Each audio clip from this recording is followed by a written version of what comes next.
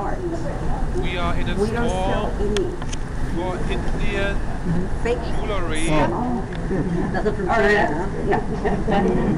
Everything is Native American. So this is the true art, okay?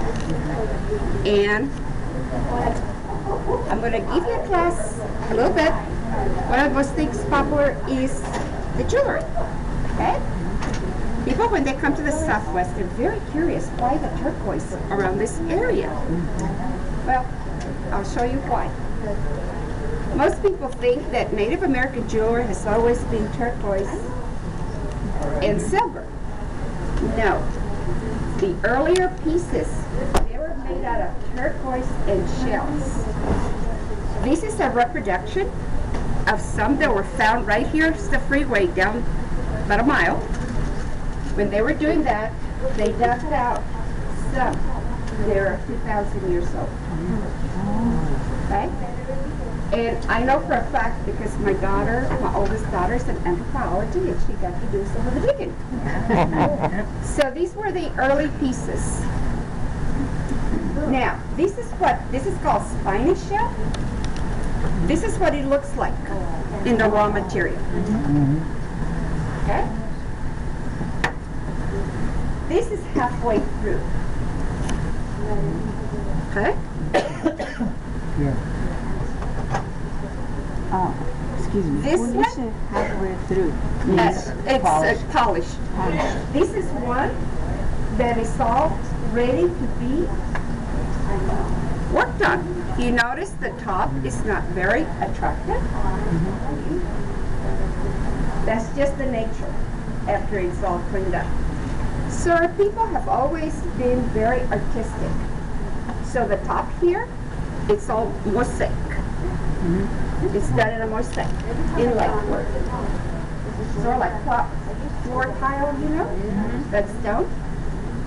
Now, back then, I know one of the questions that you're going to ask, how did you get it to stay on? The sap from the pine trees. From the pine trees? Yes, and some of them are still intact when they were found.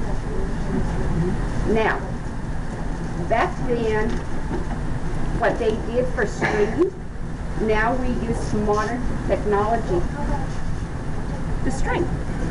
Back then, they did not have the materials that you buy at a supply house to do it.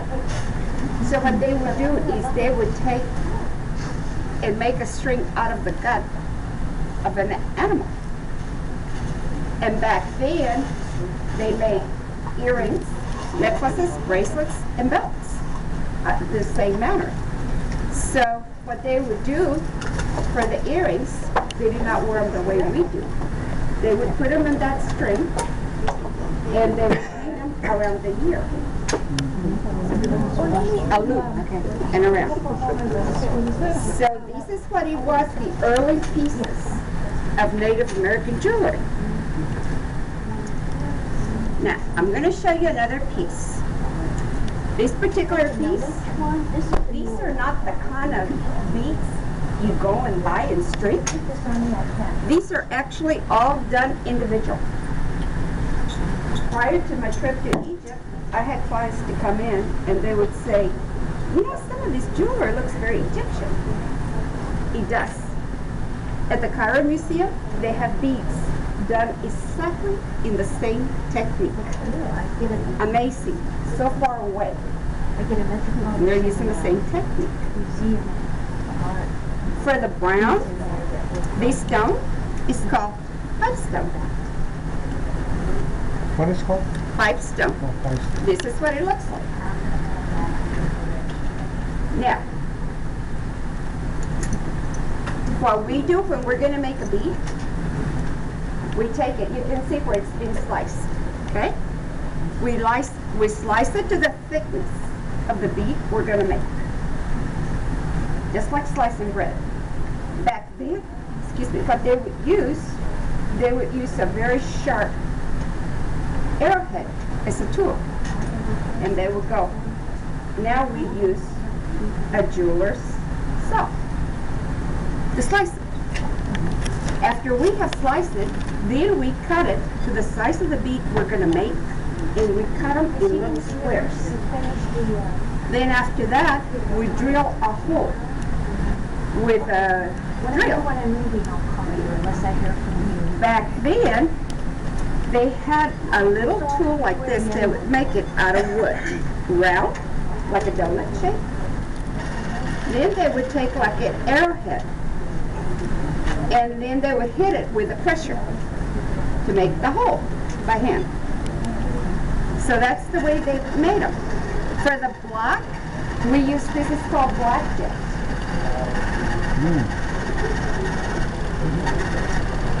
Then, for the lighter one, melon shell. And for the white, we're all very familiar with that shell. It's sponge shell. And this is, and then after we have drilled the holes, we string them on a wire. Back then, they would use a river rock to smooth them for the shape, to make them round, whatever shape. Now we use lapidary equipment to make it. Okay? It's still very tedious work, even with modern technology. So these are the way, these ones are made. At Chief Dodge from day one, we have been known to have the best prices of any place for the quality. This particular one's only $84. Now, you notice that I said that from those little squares, we never waste material. From those little corners that were left, we take it and we make a smaller one. Then after that, we go down to a 2 millimeter. This is the kind of wire we use to work on it. Now this one is a 1 millimeter. This is the smallest one we make. Then, what we do is we have done this one for you to see. These are little squares. This is what it looks like, and we have worked on it. Then we have taken it down to a 4 millimeter, down 3, 2 millimeter, so you can see. And those are the way those are made. Now, one of the things people are curious is about the turquoise. The turquoise, we have customers that come in and they said, where in the desert can we go and look for turquoise? It doesn't come from the desert. It's a byproduct of copper. And that's why you see so much turquoise here. We have one of the biggest mines in Arizona of copper. Turquoise is a byproduct of copper. One man has the mineral, the rights to go into the mine when they hit a vein. They don't always have the turquoise. So when they go in, that man takes his equipment, they get it out, and then the copper mines proceed doing their turquoise. Each mine has a name for it, where it comes from. And a lot of it, the name of it is like Arizona, or what other turquoise comes from Nevada. Now, we have polished this other side. This is what it looks like, okay? Now, when we start slicing, we never know. Some of it might change. This is very clear. Everybody's familiar with those granite counters. You notice some will have one clear spot and different. That's the way turquoise is. That's just the nature of it. Some of it, like this one, has the copper running through it. Some people like it with the copper because they call it the healing stone. And then turquoise comes from a very dark blue, the shades in between. And it's good that it comes in those shades because everybody has a different taste. And it also comes from a very dark green, the shades in between, to a very pale green. Now, this is one of the things that people don't know. Turquoise is graded like diamonds, and it's sold by carat weight. So there's turquoise, and then there's turquoise, okay? And this is the way it looks like. It comes, some are bigger and some are smaller. This is the size, this one. From there, we slice it like bread. Then we start working it in different shapes. And then these ones are just natural little nuggets, like this. It's from a different line, Sleeping Beauty from Globe, Arizona. And then all we do is drill the hole, polish them, and then for the little gray shell, this is what we do. We cut it up and make the little beads in between. So that's what it looks like. They did not start working until approximately 1864. Perhaps some of you have read the book of the Long Walk of the Navajo. That's when the Navajos would not surrender, so they were put in a camp. And that's where they started learning how to make jewelry, and it was taught to them by Mexicans. And the first pieces they started making, they were made out of coins, silver coins, sterling silver coins. And they would have to pound on them to make it to the thickness that they were going to make. And it took a lot of work to do that. So a lot of you are familiar with the Fred Harvey Railroad gift shops that used to be from coast to coast before the airplanes. Then they noticed that when the train would come in to the gift shops, they would be selling their goods, their rugs, their pottery, and their jewelry. The most popular thing they noticed that they could not keep up with the demand was the jewelry. They wanted it. So around 1910, it changed. He started training with them. He figured, I gotta make their life easier so they can keep up, go faster. So he started training with them with silver. And today, this is how we get our silver. It comes in long sheets, and then we cut it. Today, we still make the jewelry the way it has been made, other than we don't use silver ones. So let's say for this piece, this is a very traditional Navajo piece with very expensive turquoise. This is made by a very well-known silversmith, Kirk Smith. He's Navajo. To make this bracelet, all we did is use this and wires. That's all. Our jewelry. It's entirely handmade. It's not cast. What we do is we figure the size we're going to do, and we cut to the size of silver we're going to use, and the wires. Then the other thing they have used for decorative, you notice all those stamps around, it's all hand done. Each well-known silversmith, which he is, there's the book with all the well-known silversmiths. And you can look for their hallmarks in that book, and his name will come up. Each one of them, they make their stamps out of files. Then what they do is they stamped it each individual by hand.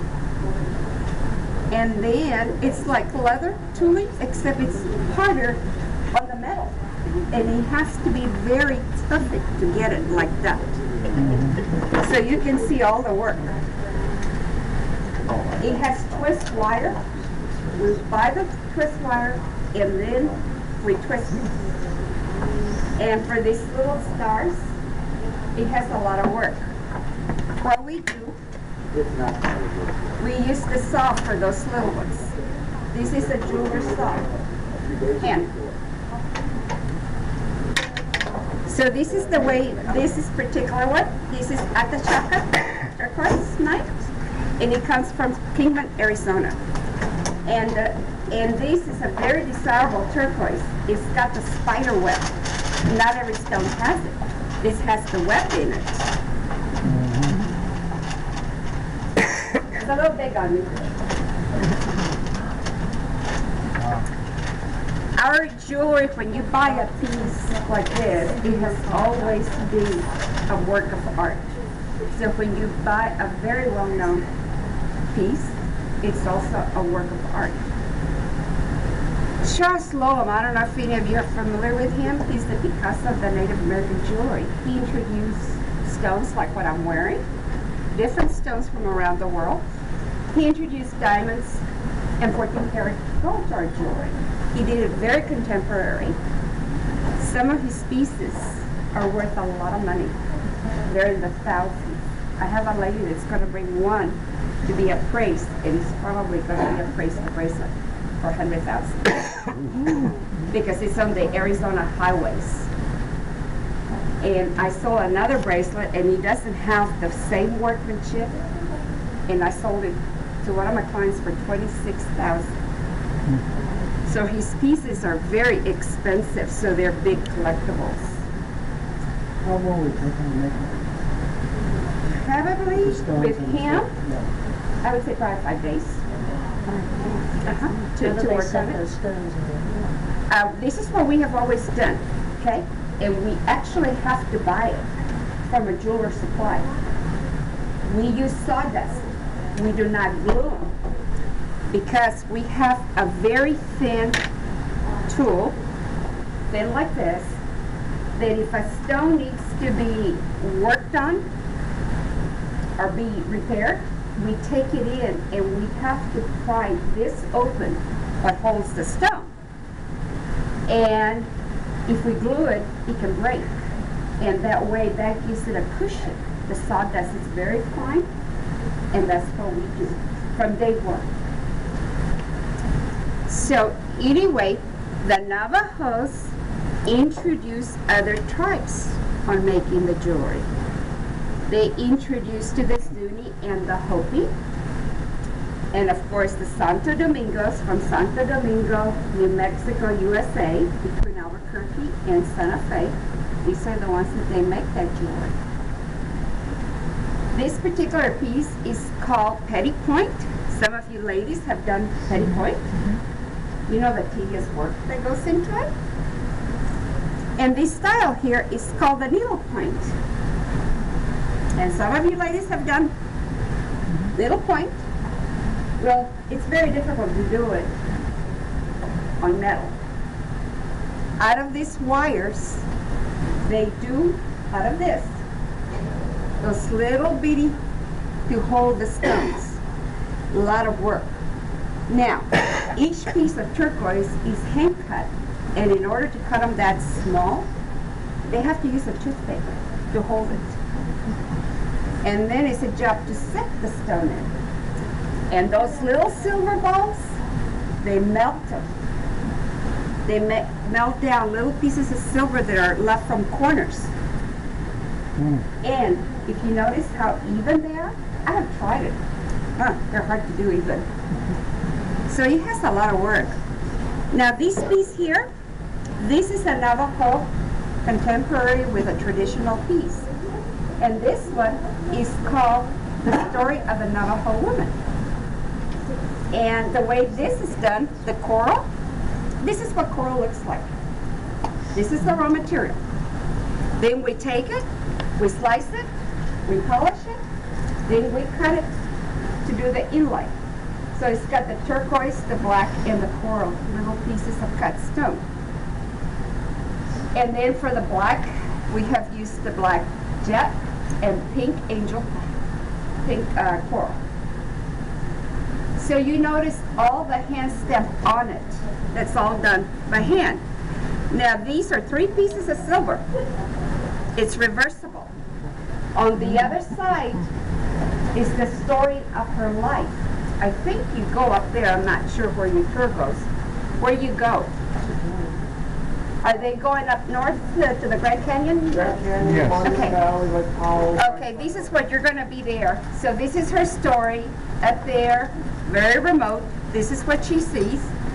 The beautiful clouds, the trees, the mountains, the corn. Corn is a sacred plant, represents life to us. It has the loom where they do the rugs, and the hogan. That's their home. Some of the Navajo. Some tourists get to go into a hogan. Is yours going in, Greg? Yes, we will. Okay, that's the traditional Navajo home. So these little pieces, the cutout of her story, this is what they have to do to cut the clouds, the mountains, the house, and then stamp them. So this is a reversible. And it's made also by a very well-known silversmith. He's one of the artists. When you wear something like this, I guarantee you, it's a focal point everybody wants to know about it. So this one again has a lot of pieces. This is lapis, a different stone. What I'm wearing today, I wear a lot of leopard clothing. This particular stone is called Montana agate, and it has a stone that looks like leopard. So we work with different types of jewelry, not just turquoise. And this is the way we make our jewelry. So now you have learned a little bit about it. If you go into other stores, this is what I recommend. Anybody that has 50, 60, 70, 80% off, and this happens around the world, whatever you're buying, the best thing to do is walk out. If they're not going to be honest with the pricing, the merchandise is questionable. What would make the bank go Can I ask you a question? Yes. Do they have any turquoise in New Mexico? Yes, there's the Surreal Mountains. Oh, okay. That was one of the early turquoise found way back when it was still territory of Mexico. Oh. Yeah, that's one of the earliest Surreal. Colorado has a little bit, not much. Primarily, it's Arizona with the biggest mines. A lot of it from Nevada, but all the other mines, actually, you have to go and get it with pick and shovel. And this is where this one comes from, pick and shovel. This particular one is $1,899. It's very heavy. It's quality. No, we just have a different quote we work with. Do those nuggets come in those sizes? Or No, they come in different. They break one of these and make smaller ones? They come in different, and then we pick, according to the size. These are little pebbles too. And some come smaller, and some bigger. I hope you have a very good trip, and thank you for coming to Arizona, and thank you for wanting to come and learn about our culture. And this is the true art of America. Whoever makes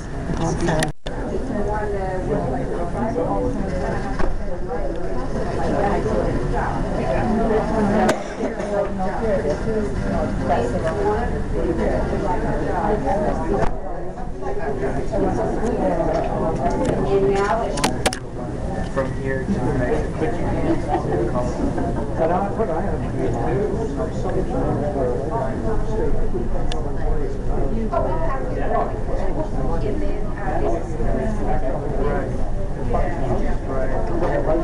Yeah, they did.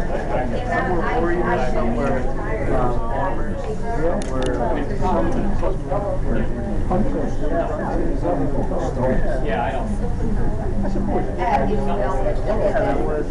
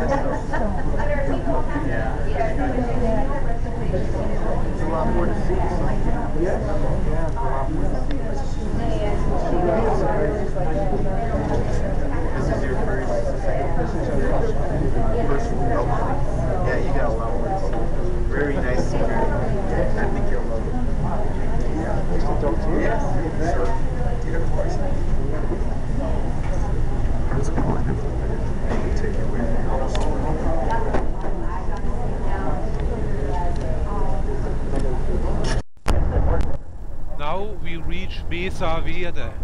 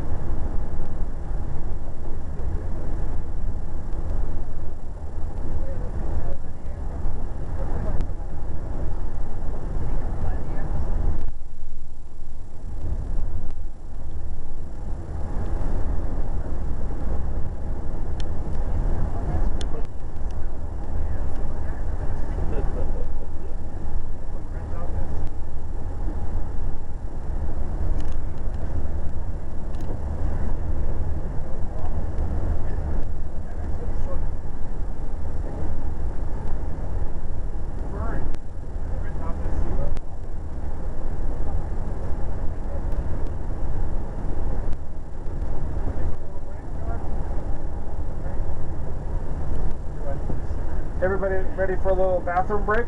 Alright. We have the choice here of Starbucks across the street, McDonald's, and just a whole little complex of restrooms. As we pull around, I'll show you where they are.